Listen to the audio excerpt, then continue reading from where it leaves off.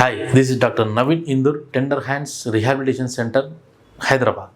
ఇప్పుడు మనం మాట్లాడుకున్న టాపిక్ సయాటికా పెయిన్.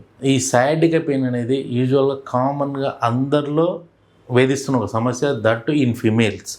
ఎక్కువ ఫీమేల్స్లోనే ఇది ఎక్కువ రావడం జరుగుతుంది. ఎందుకంటే there is lot of difference to compare to men to female. వాళ్ళు ఉండే యాక్టివిటీస్ అనుకోండి, ఇంట్లో చేసుకున్న పనుల వల్ల అవ్వనివ్వండి, వాళ్ళు పొద్దున్న లేచినప్పటి నుంచి నైట్ వరకు నిలబడడం కావచ్చు. ఇటు మెన్స్లో కూడా ఎలా ఉంటుందంటే వాళ్ళు సెడెంటరీ లైఫ్ స్టైల్ అవ్వచ్చు, మెకానికల్ లైఫ్ స్టైల్ అవ్వచ్చు, ఇలా రకరకాలుగా ఉంటుంది.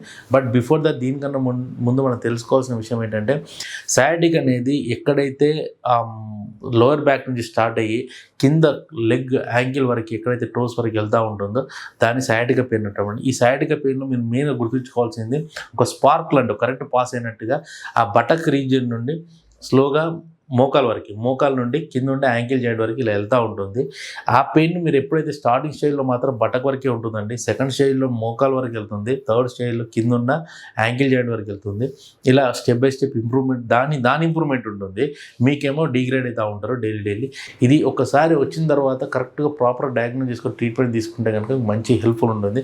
కానీ చాలామంది ఇక్కడ ఏం చేస్తారు అంటే, దాన్ని ఏదో టెంపరీ పెయిన్ అనుకొని ఇంట్లో ఉండే బామ్స్ లేదంటే పెయిన్ కిల్లర్స్ వాడి రిలాక్స్ అవుతారు.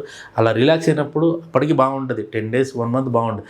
బట్ ఆఫ్టర్ దట్ ఎలా ఉంటుందంటే, అది కంటిన్యూస్గా మీరు కూర్చొనివ్వదు, నిలబడినివ్వదు, అంత సివియర్ పెయిన్ ఉంటుంది.